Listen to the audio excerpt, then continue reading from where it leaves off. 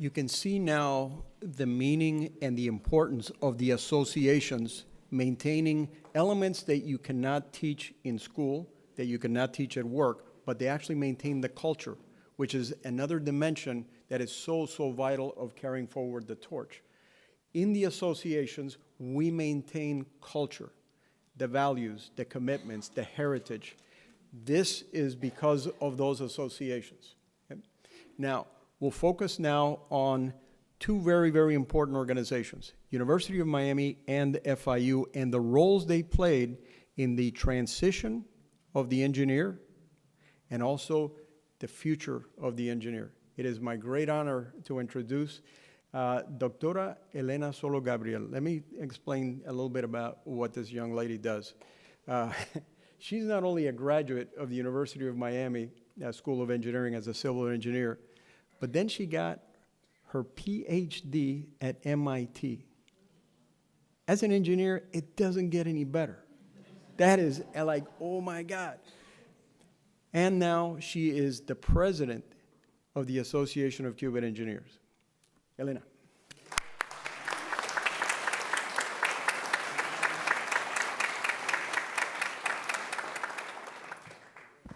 Thank you so much for the kind introduction. I'm tasked to talk about the University of Miami and how it facilitated the success of the Cuban Engineer.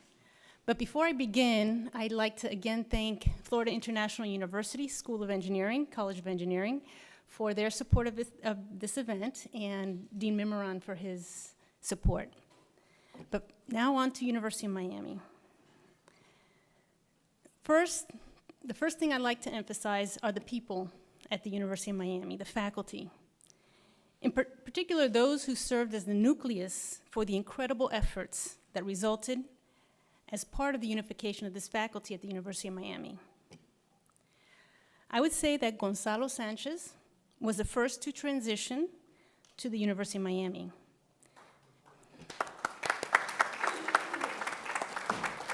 At that time, there was a Cuban-Polish professor, Vladimir Kipling, who was teaching at the University of Miami at the time. However, Gonzalo was the first exile to start teaching at the College of Engineering.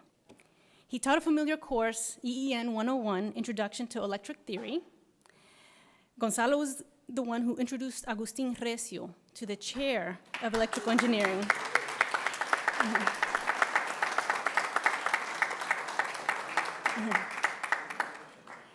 And Gonzalo introduced Agustin as, quote, his teacher in Cuba. Agustin, who was a prior professor at the University of Havana, was then hired full-time at the University of Miami. Additional full-time faculty have included Guillermo Gonzalez and myself, and part-time faculty have included Augusto Condom, Manuel Cerejo, Jose Mitrani, Maria Martinez, Juan Martinez, Pedro Or Martinez, Felipe Prestamo, and Arnold Velasquez, and I just met Rene Leonard, who is also faculty here. I know I didn't get everyone, but those are the ones I know of. There are many other non-Cuban faculty who have played key roles and have supported Cuban-American engineers, including Dr. Murray Mentel. To me, the unification of Gonzalo Sanchez and Agustin Recio in about 1960, which was initiated at the University of Miami, represents the nucleus of the transition efforts that focused on helping Cuban engineers who emigrated to the United States. Agustin also initiated a University of Miami student group called the Federation of Cuban Students. He acknowledges that upon formation, the group was paramilitary, with aspirations of promoting a return to Cuba. They were serious, very much so. However, with the failed Bay of Pigs invasion of 1961, the student group transitioned to focus on efforts here in the United States. Today, under the advisorship of Gladys Gomez Rossi, who's here with us and helped organize this event, the organization thrives as one of the most active student organizations on campus promoting Cuban culture. In addition to these UM-focused efforts, the Cuban engineers in the community unified to form a Colegio de Ingenieros Cubanos en el Exilio, which is now referred to as the Association of Cuban Engineers, or ACE. The nucleus of the ACE organization consisted of Gonzalo Sanchez, Agustin Recio, plus additional founding fathers that have included Jose Amézaga, Romulo Diaz, Emilio Hospital, Pedro O. Martinez, Armando Salcedo, Rodolfo Sanchez, and Ernesto Triay. Additional key players in the organization early on included Antonio Choi, Luis Figueredo, Frank Labarta, and Arnold Velasquez. This organization, along with the leveraging from Agustin Recio's influence at the University of Miami, resulted in an incredible effort that helped many Cuban engineers transition professionally to work here in the United States. And their efforts can be summarized in two main categories. So there's two main contributions that these groups have provided. The first is the certification of degrees. So number one, certification of degrees. The ACE organization would prepare affidavits of coursework taken and signed by the acting president of the ACE organization. These affidavits were prepared for free through documentation provided by Agustin Recio. As a prior professor at the University of Havana, he had records of the courses taken by students and copies of yearbooks.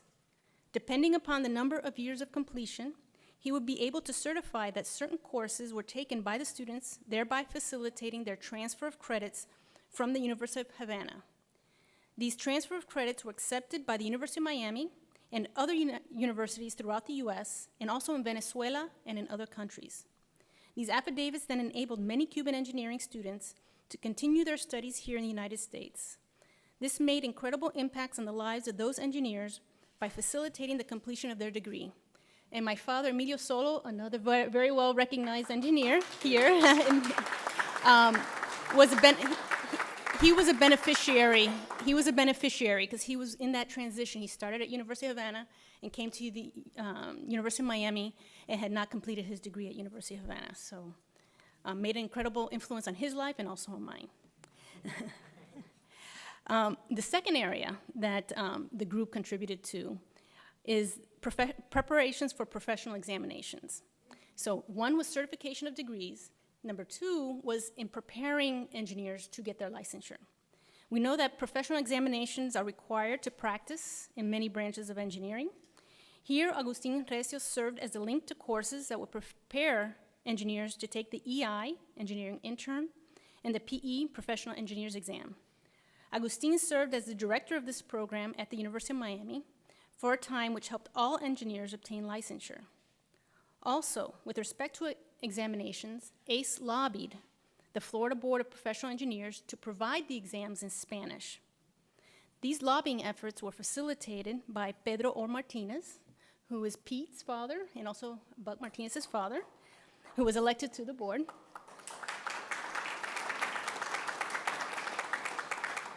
Through Pedro's influence, PE examinations were offered in Spanish for a period of time. I have also heard that Pedro helped other Hispanic engineering organizations, in particular the Nicaraguan engineering associations, to facilitate the professional examination process. So not only did the efforts of ACE extend to the Cuban community, it extended to the entire Hispanic community here in the United States.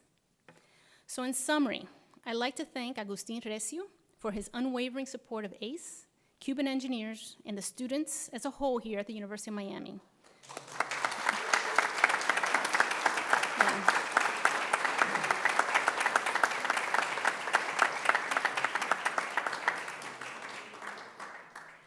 I thank Gonzalo Sanchez for his unwavering support of ACE, who also continues today to serve as the treasurer. Yes.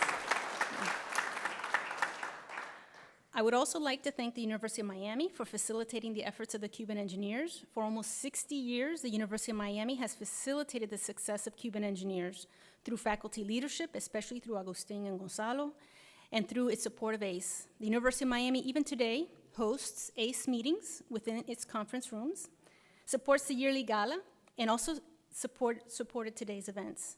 I thank the University of Miami and especially the College of Engineering for its decades of continued support. Thank you.